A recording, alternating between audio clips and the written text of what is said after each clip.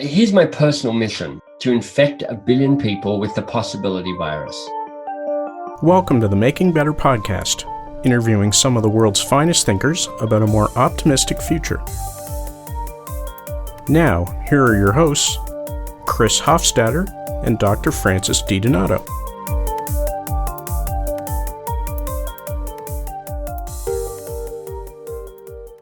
Hi, I'm Chris Hofstadter. Hi, I'm Francis DiDonato. And this is episode 15 of Making Better podcast, featuring author and business coach Michael Bungay Stanier. Now, business coach, there's a term that I wouldn't normally be too excited about because I wouldn't really define myself as like a rabid capitalist or anything. However, I think with regards to optimizing human interactions and communication, we can actually learn a lot from business. Yes, there's a lot that goes on. I noticed a lot from my own career as a manager that came up in the interview. And I think Michael does an awful good job at communication in general, whether you're using the ideas he presents in business or you're using them just in your regular day-to-day life. Indeed. So shall we? Let's get on to the interview. Okay, Michael Bungay Stanier, welcome to Making Better. I am delighted to be here. I just love the whole theme of the podcast, which is how do we champion the work that we do to make this world a better place? So I'm really excited to be part of the conversation with you. Thank you very much. Can we start with a bit of your background, where you grew up and going on to be a Rhodes Scholar, and how did you end up in Canada? I am Australian by birth, born there 50-some years ago, 52 years ago or something like that. And I had an awesome childhood growing up. I mean, I grew up in Canberra, the little-known national capital of Australia, kind of in between Sydney and Melbourne there. And went to high school in Canberra, liked it there, went to university in Canberra, to the Australian National University. And there I did something called an arts law degree. So arts is a BA in literature, which is what I love and what I was actually okay at. And then there's a law degree, which in Australia is an undergraduate degree. And you often do these combined degrees to kind of have a kind of richer educational experience and make your qualifications kind of a bit more diverse. Anyway, law I was not so good at. Honestly, I struggled. I didn't really get it. I wasn't really interested in it. I finished my law degree being sued by one of my law school lecturers for defamation, which, if nothing else, should have been the clue that a law career was never going to be in the cards for me. And what saved me from becoming a sad and unhappy and barely adequate lawyer was winning this Rhodes Scholarship, which is fantastic. And I applied to be a Rhodes Scholar because my dad is actually British. He actually grew up in Oxford. And so he went to Oxford University. And I was like, okay, that's how I get to go to Oxford University as well, be a Rhodes Scholar. And got to Oxford, where I did a master's degree. But really, the main thing that happened in Oxford is, number one, I met my wife, Marcella. And number two, I was plucked out of that stream of becoming a lawyer. So that was great. That got me to England. Meeting Marcella meant that I didn't rush back to Australia. And I'd now spent 8 years in university. So I'm now basically both overeducated and largely useless. So I'm like, I don't know. I still don't know what I want to do with my life. What's going on? And I got my first job, which is in the world of innovation and creativity. I actually helped invent products and invent services for companies. And that took me to England and London. And then I joined a change management consultancy, helping organizations evolve and grow. That took me to Boston. And then in 2001, I moved from Boston, actually Cambridge, which I know is where you are some of the time, Chris. From Boston and Cambridge up to Toronto in 2001. And shortly after that, I started my own company called Box of Crayons and have been going since then. And how did that lead to what you call business coaching? And how did you end up where you are now?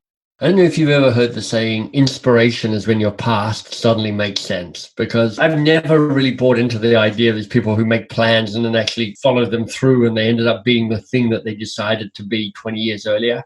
That certainly wasn't my experience. I kind of stumbled around from spot to spot. When I was a teenager, I just figured out that I was good at listening to people. I'd spend a lot of time listening to slightly angsty teenage friends about their complicated love lives. And as I had no love life whatsoever, I was like, well, I can listen to your stories at the least. And I remember thinking as a kind of 16-year-old, I'm good at listening to people, but I don't know what I'm doing. And I wonder if there's a better way to listen and a better way to be helpful in these types of conversations. When I went to university, I joined a telephone crisis hotline, so kind of youth suicide hotline. And that taught me the first basics of how to be present, how to ask good questions, how to be curious, how to be supportive and helpful in a conversation. And honestly, that thread has then just kind of carried through on my life. When I worked in these consulting roles, I would often reframe what I was doing, not as consulting, but as coaching.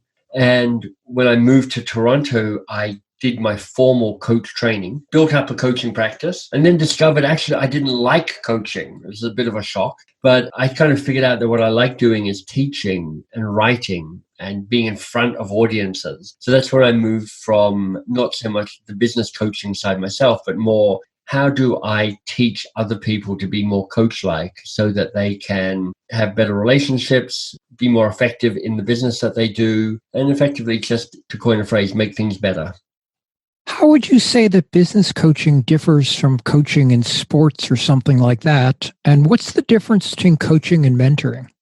Yeah, those are two good questions. So let me take one at a time. Part of the challenge with coaching in general is that there's about 927 definitions of it. Everybody's heard of coaching, and context makes all the difference. So we all can conjure up an idea of what a sports coach looks like. Somebody with a whistle around their neck and telling people to run laps or do drills up and down the ice, or depending on what country you're in. And then there's life coaches, which are people going, look, I'm going to help you figure out what you want to do with your life and have a happier life. Then there's executive coaches, which are like, I come in and I support high potential people or senior people in businesses.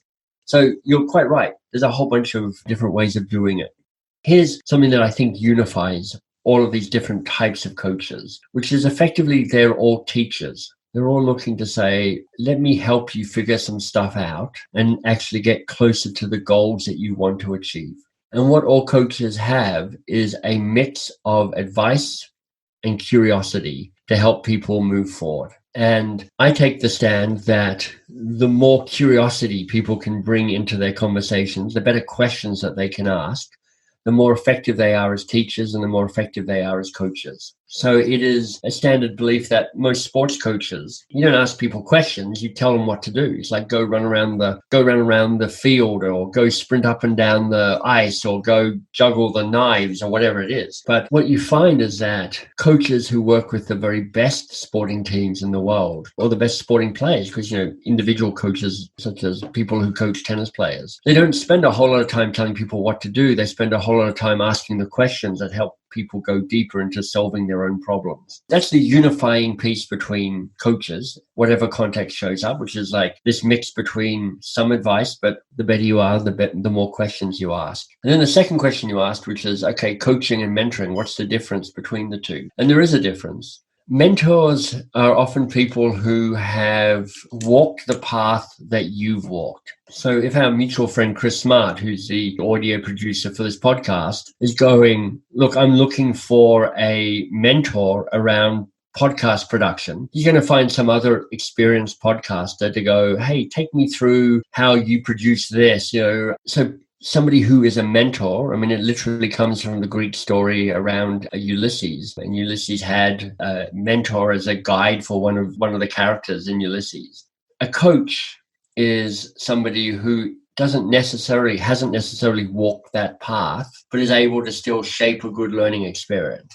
So, for instance, with Chris Smart, our technical audio producer here, I couldn't be a mentor to him because I know very little about audio production. I could be a coach for him, though, because I know how to ask good questions, and I could challenge him on what he's attempting to achieve and how he's thinking about marketing and where he could find ways of improving his skill. So I think there's a difference there. In short, good mentors have experience, but the best mentors ask good questions. I mentor an awful lot of young blind people. And as you say, if they're interested in a career in software engineering, I'm quite able to help them. Even if they're 16 years old today, I can help guide them along the way. Yeah. But you're beyond the specific mentoring around software development. There's a way that you could coach them regardless of whether they want that path. I mean, in my past, I've worked with people with disabilities. I'm thinking of a guy with an acquired brain injury from a car crash. And I didn't have that experience of knowing what it was like. I didn't have the technical expertise to understand what acquired brain injury meant and the implications of that. And I could still coach him around that. So I couldn't mentor him, but I could still coach him. And what do you say to skeptics who might say that a lot of this sounds like common sense? Well, they're right often, which is what people often need is not some sort of aha, oh, here's the answer, which I just hadn't thought of. What people often need and benefit from in a coaching conversation is, one, feeling that they've got somebody on their side. Two, somebody who's giving them space to figure some stuff out, and you're actually creating some thinking time and some reflection time to be encouraged. Thirdly, somebody who's a cheerleader who will go, look, I think you can do this. This is what I see in you. This is why I believe in you. So if you think the job of a coach is to uncover the answer that's never been thought of before, then you're setting yourself up for failure, because most answers have been figured out. If you're thinking that a coach is somebody who can actually help you generate a new insight about yourself or about the situation, help you have the courage to try something new and take some first steps and experiment, to help give you the resilience, to help you get through the struggles and the difficulties and go, man, I tried that, it didn't work. Do I choose to take that personally? Do I give up? Well, then that's what coaching can really bring. And that just goes beyond what common sense is. In my own experience, my fundamental management basics is I'm not the expert here. I'm the member of the team who handles the management tasks. And I do a lot of what I call deferring to the expert. And sometimes the expert is the most junior member of the team. They just happen to know one specific area better than the others. And often the advice I end up giving an engineer is, well, go ask this other engineer. He or she has worked on something rather similar in the past. I do an awful lot of trying to get the team. In my experience, I often find two people together can be more productive than two people separately. You're totally right. I mean, so I wrote a book 4 years ago called The Coaching Habit, and it's a big champion of this kind of, look, slow down the rush to give advice, stay curious a little bit longer, ask better questions, because actually then magic can happen as part of that. In this new book that's coming out called The Advice Trap, I kind of take that a little bit further and I go, no, really, here's why you shouldn't give as much advice as you want to give. And there are 3 reasons. The first is, and I think this is what you're pointing to, Chris, right away, is that actually most of the time you don't really know what the real challenge is yet. You get seduced into thinking that the first thing that somebody puts on the table is the real challenge. And quite frankly, mostly it's their first guess, or it's their stab in the dark, or it's an early hypothesis. But rarely is the first challenge the real challenge. But, let's just say that somehow miraculously that they brought this perfectly and accurately articulated challenge to the table. Well, then here's the second reason why you should be skeptical about your advice. Your advice isn't nearly as good as you think it is. We've got all these cognitive biases telling us that, no, my advice is pretty miraculous, pretty wonderful. But the science will tell you that it's actually not. A lot of the time, it's just not as good as you hoped it would be. But let's just pretend that not only do you have the right challenge figured out and you're like, this is exactly what I should be working on, but you've also got a brilliant idea. It's the best idea. It's the best possible solution.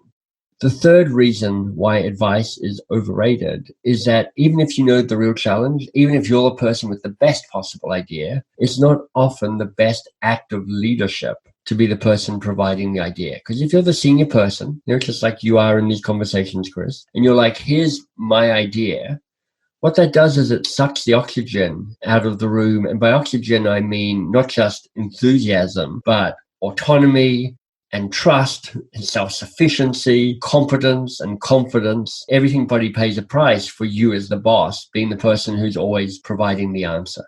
When I'm building a team, one of the things I do in job interviews is ask an engineering related question that I know the candidate cannot possibly know the answer to. And what I want to hear is the candidate's steps to how they're going to solve this problem. It's like, show you're working, right? It's like, I want to see the struggle because the struggle tells me everything. It's far more interesting than the fast answer you might give me. Exactly, because nobody is going to know every algorithm off the top of their head. It's you can be a PhD in computer science and you're not going to know everything. And I rarely got a PhD in computer science to apply for a job. But for me, it was, seeing if they're willing to ask for help. In fact, I used to work at a company called Turning Point Software where it's where I learned pretty much everything I know about managing software engineers. And we were a high-end consulting company, so everyone there was very talented. And so we would almost always, to break the big egos walking in the door, it was assign somebody a task that was way too hard for them to solve on their own, and then wait for them to come out of their office to ask for help. Exactly. I wonder if there's like kind of a difficulty in harnessing people's creativity and their management potential, their excitement about work.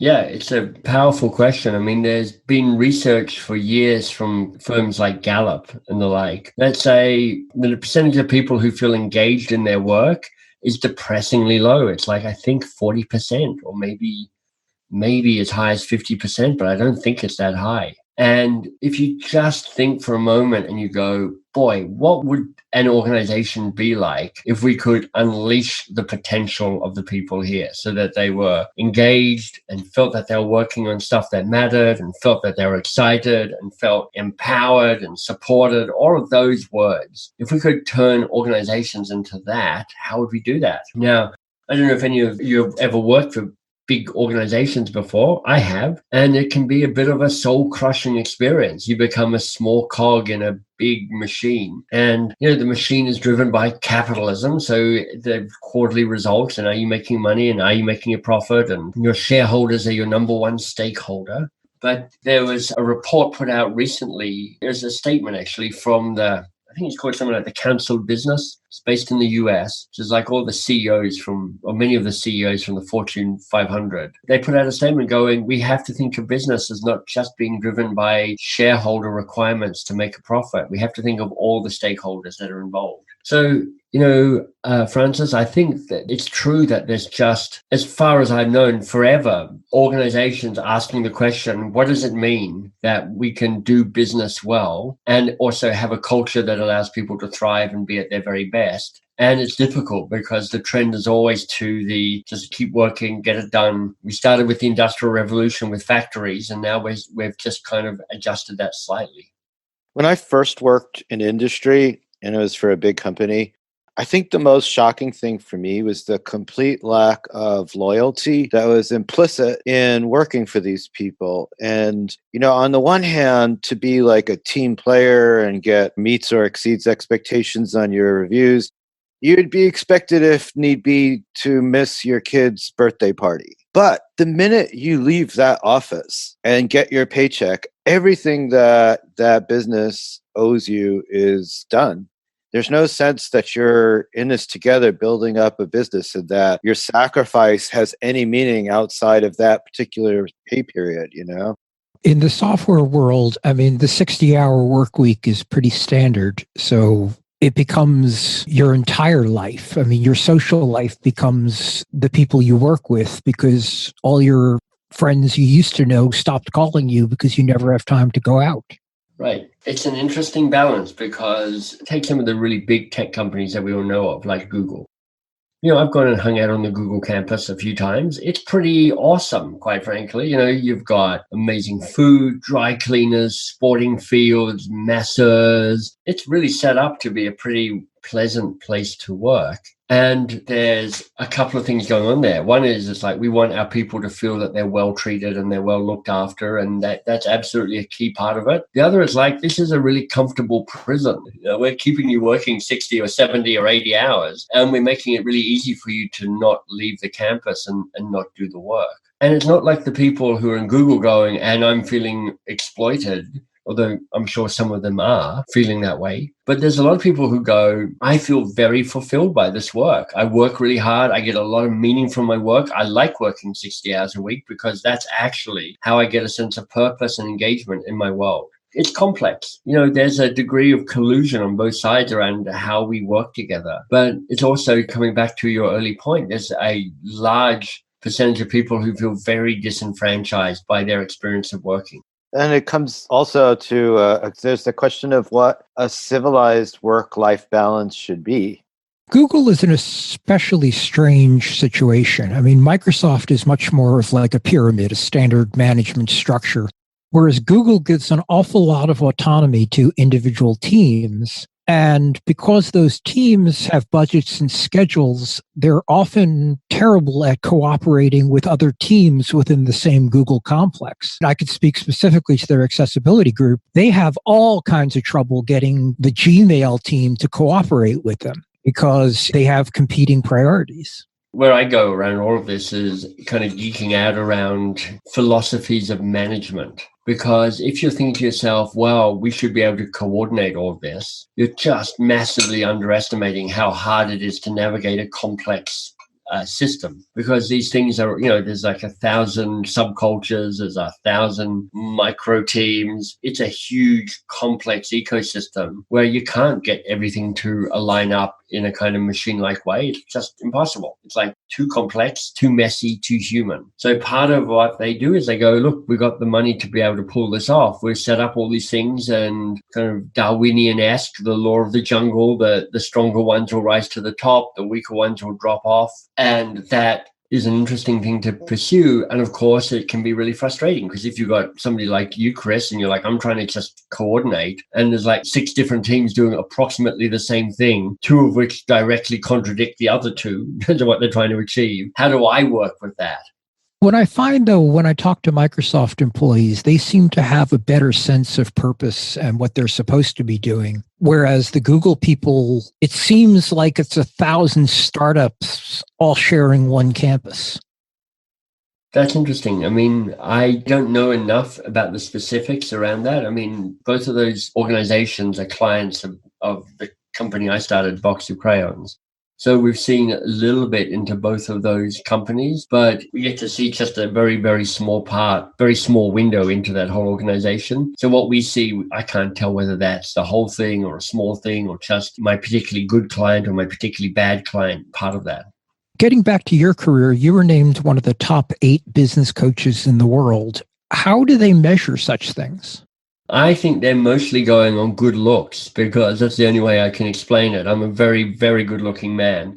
I don't know. I mean, I think you got to take all of these award things with a certain pinch of salt. I know that part of the reason I was recognized is the company in which I hang out. So I've been part of a group for a number of years called the Marshall Goldsmith 100. And that group has a certain amount of profile, which means that when somebody is coming up with award lists, they notice that. So that helps. It helps that the last book I wrote, The Coaching Habit, has been the #1 coaching book.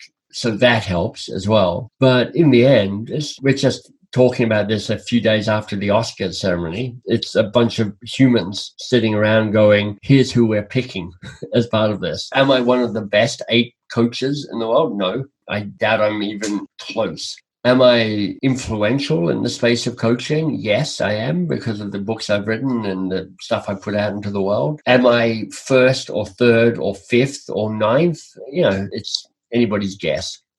How do you at Box of Crayons measure success on a project? If Microsoft hires you to do something, how at the end of the day do you know if you've been successful? It's such a good question, and one that we wrestle with and our clients wrestle with as well. Part of the goal is to try and define what success looks like with a client at the start of a project, not just at the end of the project. So we're like, what do you care about? What measures matter to you? So as an example, with Microsoft, one of the things that we did is we created an online training program for them. I was a guy in front of the camera and we co-created it so it would run for 5 or 6 weeks. And the client had some really good success criteria. They wanted to measure 3 or 4 specific things and to see if that behavior would change. And they wanted to get a certain number of people to complete the program. And because Andrea, who's the client, had such clear specifications, we took a poll before the training started, effectively going, so how often do you ask questions? And is your manager good at being coach-like? And then we took a poll after it had finished. And you know what? We made great progress. They wanted to get X thousand people to finish the program. We actually got 3X of those people finishing the program. So we basically crushed it at Microsoft. It was amazing. Then there are other clients we work with who we've done training with, and we've put some thousands of people through the training program. But because we haven't ever quite figured out with them what matters in terms of measurement, what we have is qualitative feedback. People saying your training's great and I've changed my behavior, but often we don't have quantitative measures. So we can say, and this is how much it's worth to the company's bottom line. You have 4 key questions you present in Coaching Habit. Can you describe those questions and how they're used? Sure. So in the Coaching Habit, I actually lay out 7 questions where I go, here's what you got, 7 good questions. The idea when I wrote this book, I was like, how do I make coaching less weird? How do I make it more accessible for people? And part of it is to try and decomplicate it, to say, look, it's actually not this sort of mysterious, arcane ritual. If you can stay curious a little bit longer, then you're going to be more coach-like and you're going to be more effective as a manager, as a leader, as a human being. And how do you be curious a little bit longer? Well, you have some good questions to ask. And so when I was writing this book, I was back and forth going, okay, is it 120 questions? Is it 3 questions? Is it something in between? And I went back and forth as I wrote different drafts. But I kind of ended up on these 7 questions. So I'll tell you a few of them, and people can Google, what are the 7 questions from the Coaching Habit, and you'll find them easy enough because they're all over the internet. But I'm a particular fan of the kickstart question. So this is a helpful way of starting any conversation, particularly kind of one-to-one. And the kickstart question is simply, what's on your mind? Some people will recognize that as the Facebook question because that's the question Facebook asks to get people typing. So obviously it's got to work fairly well. But what I love about what's on your mind is it says to people, tell me what's going on. You tell me rather than me telling you. That's an empowering act. But don't tell me anything and don't tell me everything. Tell me about the stuff that really matters so that we can have a conversation about the stuff that really matters. And I found the kickstart question just happens to be particularly good at opening things up so the person talks about what matters to them, but also directing them so we get into the juicy stuff fast. Let me rattle through the list of the 7 questions. First one is the kickstart question, which is, how do you get a conversation moving? And the question is, so what's on your mind? The second one is the focus question. And it carries the insight that the first challenge that people bring up is almost never the real challenge. So the question to ask here is, so what's the real challenge here for you? The third question, best coaching question in the world. And that question is, and what else? That has the insight that the first answer is never their only answer. And if you ask a question and then just run with their first answer, everybody's missing a trick. Question number 4, the foundation question. What do you want? It really matters how you ask that question because it can come across a bit kind of grumpy or clippy or kind of whatever. But if you show up with genuine curiosity going, okay, if that's the real challenge for you, what do you want here? Then that can go into really interesting places. It's a really good question to ask yourself as well. If you're in some form of, working relationship with somebody and it's not working quite as well as you'd like and you've got to try and figure stuff out, asking yourself, what do I want, helps set you up to have the conversation, to give the feedback, whatever it might be.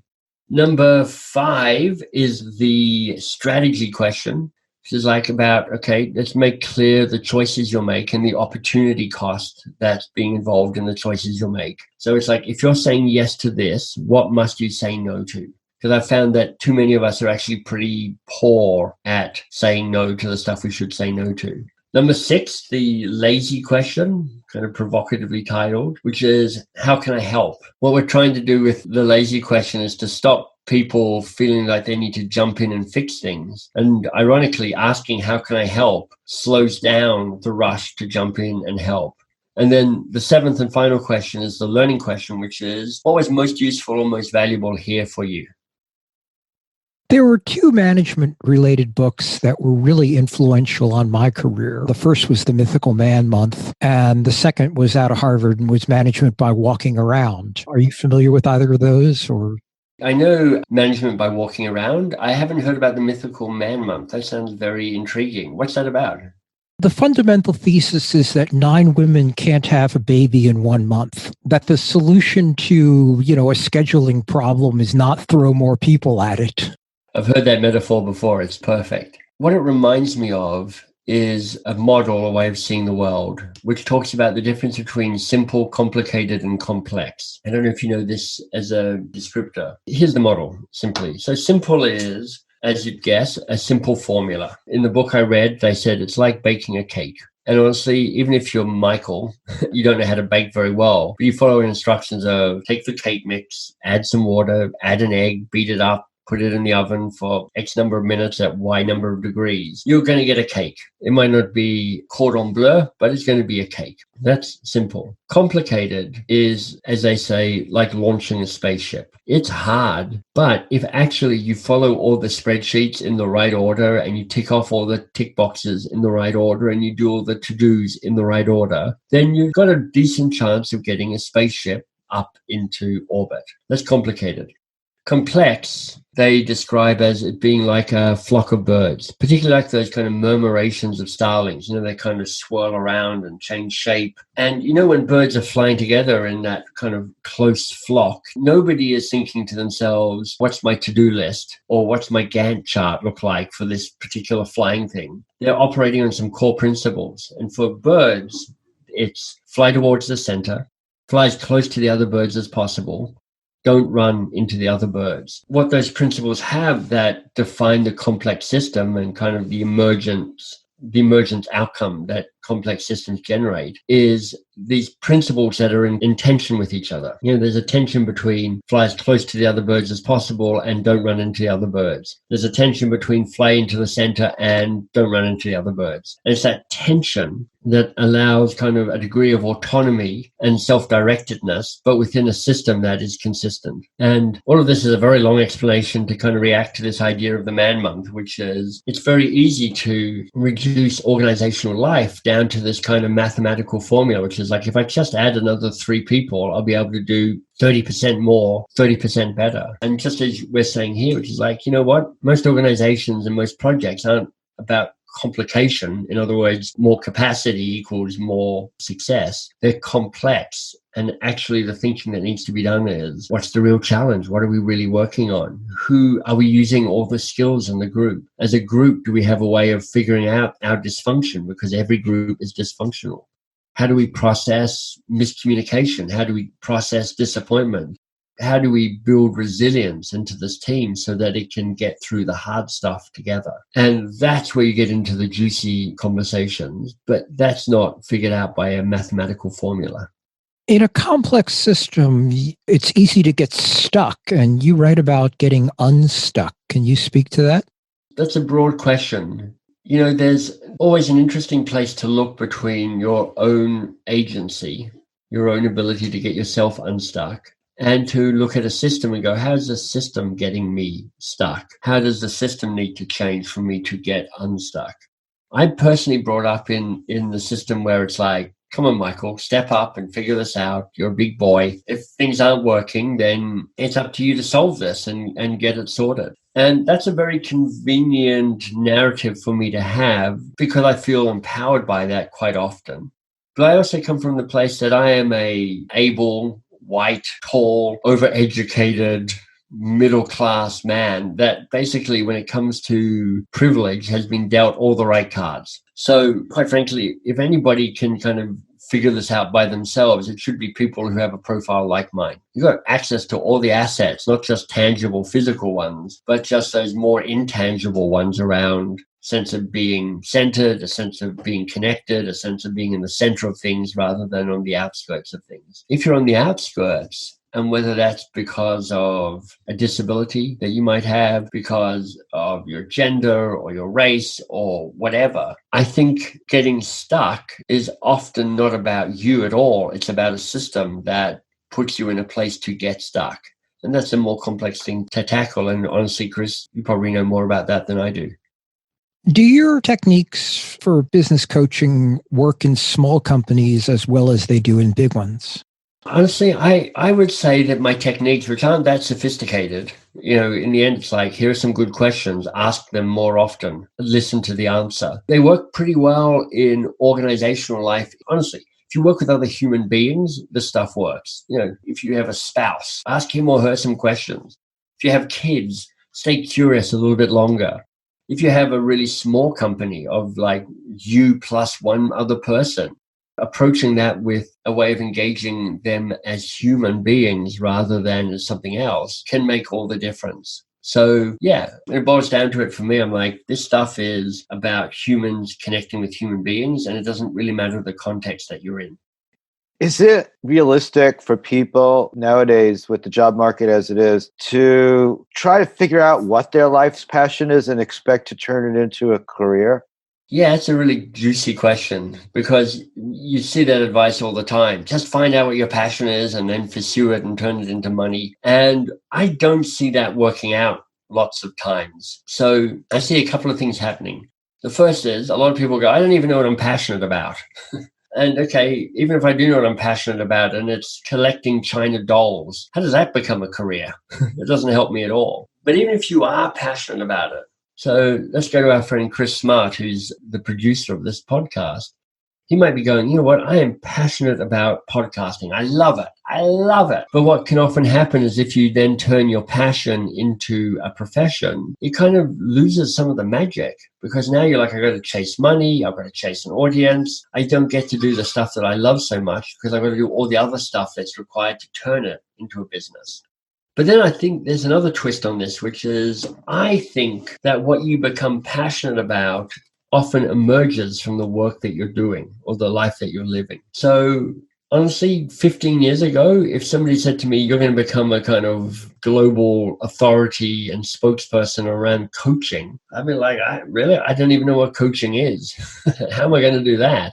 And it doesn't even sound that exciting. So to my surprise, I'm like, okay, the work has told me what I'm actually most interested in. And it's through doing the work that you uncover your passion. We talk a lot about diversity and inclusion on this podcast, yet all of the business coaches seem to be white men. Is there an issue with diversity in the management world? And is there some way we can address that?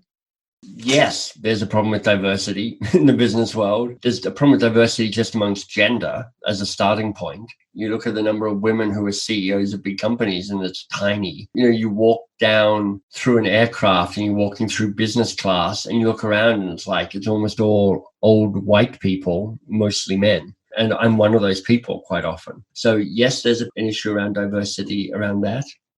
Not to mention an issue around kind of the whiteness, not to mention the issue around the ability and disability as well. So there's a lot of people doing a lot of great work around this, getting beyond just the stock photo diversity. And I don't know if you've ever seen those stock photos that are out there, which are around, here's a picture of a very happy company at work. And you've got somebody who kind of represents African American, somebody who's Asian, somebody who's white, somebody who's young, somebody who's old, somebody who's got a visible disability of some sort. And you're like, oh, wow, you're really like needing to tick all the boxes in a single photograph. And it just feels manipulative. So I'm like, this doesn't feel realistic. But there are lots of people I know who are like, no, I'm being a champion for you to actually understand diversity in its more subtle forms, which is not just, can we get somebody else sitting in the room that looks a bit different, to how do we bring diverse sorts of opinions, diverse approaches to a challenge, diverse ways of seeing the world and actually contribute in a way that makes our organization better. When I was VP of engineering at Freedom Scientific, a company here in Florida, I was really interested in making my team more diverse. And I was pretty successful getting more women involved, but my applicant pool was 85 to 90% white men. I was able to find some really outstanding women to come work for us. But on racial issues, I only got applications from white people and Asians. I didn't get a single African American apply for a job. At a company our side, we really couldn't go out and do a whole lot of drafting. Well, I think you see tech companies for whom this is a real challenge going, yeah, it's not enough to address this in our recruiting process. We actually have to be investing in high schools so that a diverse pool of people are interested in tech early on so that they follow through and then they graduate with the degrees we're looking for and the diversity in all sorts of ways so that they can be hired. I mean, it's a systemic issue. You have a new book coming out at the end of this month. Can you tell us about it and how it's different from Coaching Habit? Sure. So if the Coaching Habit is a champion for, look, here's what you need to do to be more coach-like, take the 7 questions and ask them. The Advice Trap says, hey, it's trickier than you thought or than I thought to actually show up and be coach-like, to ask those 7 questions. And the metaphor that runs through the book is, so how do you tame your advice monster? It's a real way of tackling this whole idea of going, look, you've got these deep habits where we just love to jump in and fix it and solve it and give advice. For your sake and for their sake and for your organization's sake, you've just got to slow down the rush to give advice, and you've got to stay curious a little bit longer. It's a key leadership attribute. And that's what the book tackles, which is like, what does it take for you to actually tame your advice monster? Excellent. With all that we've covered, let's move to something more general. What are your thoughts about the future, and what is it out there that makes you optimistic? Well, I know for sure that I am lousy at predicting the future. And, there's one of those traits of humanity to feel that we're always at the end of history. We're like, this is it. This is the culmination of the human race. And I'm like, wow, it's interesting how the human race has evolved and changed and shifted over those tens of thousands of years. And I remember reading Bill Bryson's book many years ago called A Short History of Nearly Everything. And he said this, look, stretch out your arms from fingertip to fingertip. So you put your arms out straight and parallel. And what you're representing in your span is the history of the Earth, 6 or 7 billion years old. And if that's the Earth, if you look at the fingernail of your pointer finger, the white bit, that kind of bit that you'd clip off when you're cutting your fingernails, that represents the entire history of humanity in the context of the age of the Earth. And then, of course, if you go, well, that represents, some tens of thousands of years. Where are we today in 2020 around that? You go, wow, we are a very irrelevant speck in this future. So partly the way I think about the future is similar to that, or similar to what happens when I look up at the stars and I go, wow, there's a billion stars up there. We're just a very small part of it. So hold it very lightly. Enjoy your time while you're here on Earth, because you get one crack at it and then you're done. It's an extraordinary time to be alive, because pretty much it was impossible for you to be alive at any other time in any other place. So I'm not sure if this makes me optimistic, but it makes me appreciative that I'm just amazingly lucky to be alive right now. And so make sure I squeeze the lemon and get the very most I can out of what's on offer. What do you see from your work are examples of untapped human potential that could ultimately lead to a better world? Look, here's my personal mission. Here's the way I put it. It's to infect 1 billion people with the possibility virus. So what I mean by the possibility virus is the opportunity to say, I see the choices that I have and I make bolder, more courageous choices. And if you track back all the stuff that I do, so much of it is around staying curious, seeing your choices, making braver choices. And I think if everybody does that, then we get a little closer to helping people tap their potential. And when we've got people closer to tapping their potential, we're a little closer to living in a better world. Other than your new book, do you have anything you'd like to promote or plug? I mean, even if it's somebody else's work or something like that? Well, for people who are interested in the book, whether or not you pick up the book, and obviously it'd be great if you did, but you don't have to. But you might be interested at theadvicetrap.com, because there's a questionnaire to figure out which of 3 different advice monsters is kind of strongest within you. 3 different personas of the advice monster, and the questionnaire just gives you a taste of which one might be loudest, most kind of vital inside you. So that's at theadvicetrap.com. And then in terms of what else that I'd like to mention or promote, knowing what this podcast is about and what you stand for, I'd maybe suggest another book, which is by a friend of mine called Laura Gassner-Oeting. And she's written a book called Limitless. And I think it's a pretty good call to arms to say, believe in yourself, believe in your potential, and start fulfilling that, because we all win when people are feeling that they're limitless and feeling that they can step up to their potential. Well, excellent. Thank you so much for coming on Making Better. My pleasure. Thanks for having me. We'd love to know what you think of our podcast. Please visit us online at makingbetterpod.com. And if you feel like supporting us, leave us a review or rating in Apple Podcasts or wherever you listen to us, or send us a donation. You can find the form for that on our website. Follow us on Twitter at MakingBetterPod. You can also interact with us on Facebook. Just log into your Facebook account and search for Making Better. Chris Smart deals with the audio in Samplitude X4. Susan Hofstadter deals with any visual images and transcribes our interviews. Last but not least, Amanda Rush and Jackie McBride keep our server and website running well.